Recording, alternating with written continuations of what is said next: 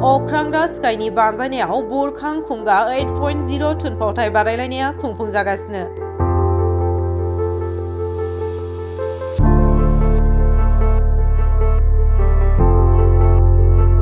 तामुलपुर जिल्लानि सोरजिनि फुंखा बागानगुरियाव अख्रांदा स्काइनि बानजायनायाव साननैनि हाबाफारि लानानै बुरखां 8.0 थुनफावथाय बादायलायनाया दिनैनिफ्राय जागायबाय।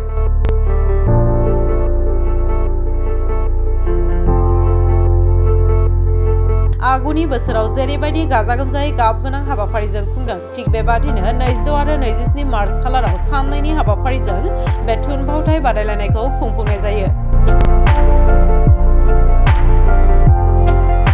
मख'नाया गोनांदि बर' हारिखौ गेरेमसा माहारि दाफुंनायाव जोंनि बर' आइजोफोरा मैखोम बिहोमा दं। बेखौ नोजोर होनानै देग्लाय बोसोराव बर' आइजोआ न'आव आरो बर' आइजोआ बायजोआव बे आयदाखौ लानानै थुनफावथाय बादायलायनायखौ आयदा महरै लानाय जादों।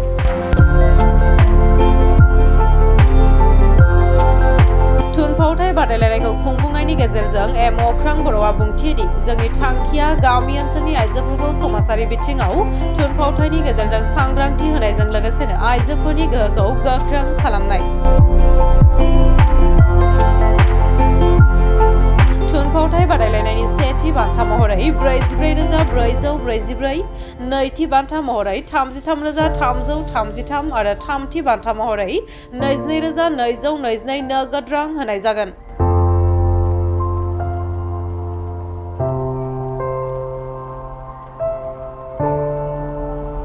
बेजों लोगोसेनो साबसिन फावखुंगुर फावखुंग्रि, साबसिन मेकआप महरगिरि बायदिजों लोगोसेनो 12 थाखोआव सायख'नानै बान्था होनाय जागोन होननानै फोरमायथियो अख्रां बर'आ।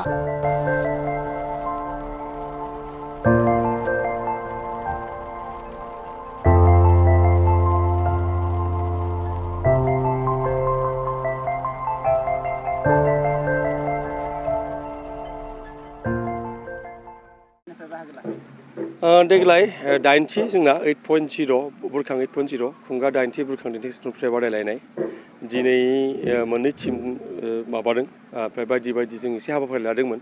टीमा जोंना बर' आइजो न'आव बर' आइजो बायजोआव नालाय बेखायनो जोङो लकेलनि आइजोफोरखौ माबोरै एसे इनभल्भ खालामनो हायो बेखौ नाजादों। बेखौ नाजानानै गामि एरियायावथ' बेनोसै आरो बांद्राय लेखा गोरों बिदि माबाबो गैया नालाय जोङो माबा माबि टक श' माने डिसकासनफोरखौ खालामनानै बांद्राय लाब गैया। बेखायनो बिथांमोनखौ इनभल्भ खालामनो थाखाय जोङो बिथांमोनखौ माने दिरुं बोनाय बिदि एसे सिम्पोल आरो अर्डिनारिबो खालामो दाना। थेवबो जों एसे खौसेथिनि मोनसे मेसेज माबाय गोसारो जों बेखौ साननानै दिरुं बोनाय मोनसे होदोंमोन बादायलायनाय। ओमफ्राय दा हराव दङ जों देग्लायनिफ्राय बुरखाङाव आरो मोनसेबाव माबादों एड खालामदों बेनो जाबाय डान्स कम्पिटिसन। बे दा 6टाफोरनिफ्राय जागायगोन बेनो। जायगायाथ' जोंना दिनै दङ तामुलपुर डिस्ट्रिक्टनिनो मोनसे सेसापानि होननाय जायगा मोनसे दं कुमारिघाटायाव। बेनि उनाव मोनसेया जाबाय बाक्सा कलेज बागानपारानिफ्राय। स' गाबोनो 7टासो टिम दंबावो गाबोनो। देग्लाय माने जों कालारा एसे चेन्ज जाबायथ' दाखालि जों 13-14 मोन ना 13-14 मोन अखा हानानै जों फासयनांगौ जाबाय। बिदिनो जोंना टटेल 14 टिम रेजिस्टार खालामदोंमोन नाथाय अखा हानानै बयहाबो बायदि मैया इसु थायो प्रब्लेम थायो। स' बिथांमोना समखौ होनो हायासै दिनै। नाथाय जोंहाबो खुङाबा जाया अखा बोथोर फावसायबाय थानो हाला दैज्लां फैबाय। जों बेखायनो दिनै जेसेबां टिम दङ बिसोरमोनखौ लानानै जों खुंनो थाखाय माने खुंबाय आरोखि। ओरैनो नोंथाङा दे बिदि हारसिंनो बुरखां मुं होनानै बिदि माने कम्पिटिसन होगासिनो 8 बोसोर आगाननिफ्राय नोंथांनि थांखिया मा? हारसिंथ' नंद्राया नै टिम मोनसे दङ दा जों जेला जागायजेनदों अब्ला आलदामोन टिमा बिदिनो समजों लोगोसे सोरबा गोमालाङो सोरबा दाजाबदेरो जों बयखौबो सोरबा थांनो नागिरबाबो जोङो बराय हरो थांनायखौबो आरो सोरबा फैयोबाबो जों बेखौ बरायो। बेनो माबाया आरो मा सोंदोंमोन नोङो थांखिया मा? थांखियाथ' आं आगोलनिफ्राय बुंबोगासिनो दङ थांखिया माबा मोनसे प्लेटफर्म गोदान माबा मोनसे जों खालामो प्रडाक्टिभ कनस्ट्राक्टिभ ड्रामानि थ्रुयै थुनफावथायनि गेजेरजों जेन आं जेला नायबाय मानसिफोरखौ बायदि मैया लेक्सार होनाय जों जेला नुयो आरोखि लेक्सारल' होयो गोलाव गोलाव टाइमनि भाषण बिबुंथि होनोसै नङा होनबा नाथाय खोनासंग्राफोरा बादोंना मोजां मोनदों बेखौबो रावबो ध्यान होला।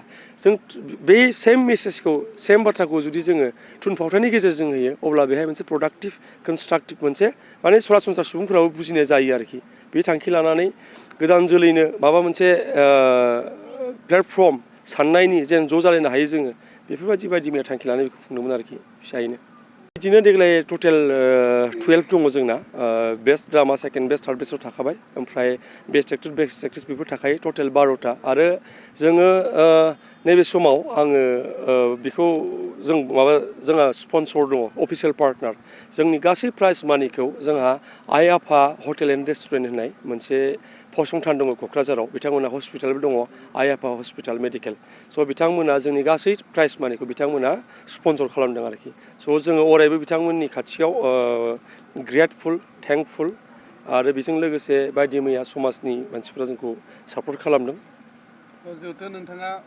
गेदेर लाइमोनफोरखौ प्लेटफर्म होनो थाखाय थांखिजों नैबेखौ खुंनाय जादों दा नैबे समाव नोंथाङा नैबे जाय बिथांमोना बाहागो लायाखै बा बाहागो लानो थाखाय मा फोरमायनो सानो बाहागो लायैथ' खोथा गैया एक्सुवेलि बर' हारियाव बिराद फिसा जोंना सुबुं अनजिमाया बेनि गेजेरावबो टटेल 14 टिमा रेजिस्टार खालामदोंमोन नाथाय बे अनलि बोथोरनि थाखाय आरोखि देग्लाय बे मोनसे माबायाव फैदोंमोन आरो स्पेसियेलि जोंनाव दाबो थुनफावथायफोरखौ लानानै मोनसे मुभमेन्ट जों ट्राइ खालामगासिनो नाथाय बे गोसाराखै दासिम माने एसे साननांगौ जायो बे एसे टाफ आइडिया मोसानायबा बिराद मानसि जायो नाथाय थुनफावथाय होननाय लोगो लोगो बेहाय बिराद साननांगौ जायो बायदि मैया बाथ्राफोर थायो आरो बेखायनो टिम मोननायाव एसे प्रब्लेम जायो ओमफ्राय थेवबो 14टा टिम मोननाया बे इजि बाथ्रा नङा जों बायदि फिसा सुबुं अनजिमा थानाय माबायाव स' आं खावलायगोन फैबाय थानाय समफोराव जेन जेसेबां हायो टिमफोरा फैथों आरो देग्लाय जायफोरा समनि थाखाय बोथोरनि थाखाय लानो हायासै बिथांमोननि सेराव जोङो खर' गंग्लायनि निमाहा बिदों बेनो फैबाय थानाय समफोराव जेन मोजां जालांबावो बेनो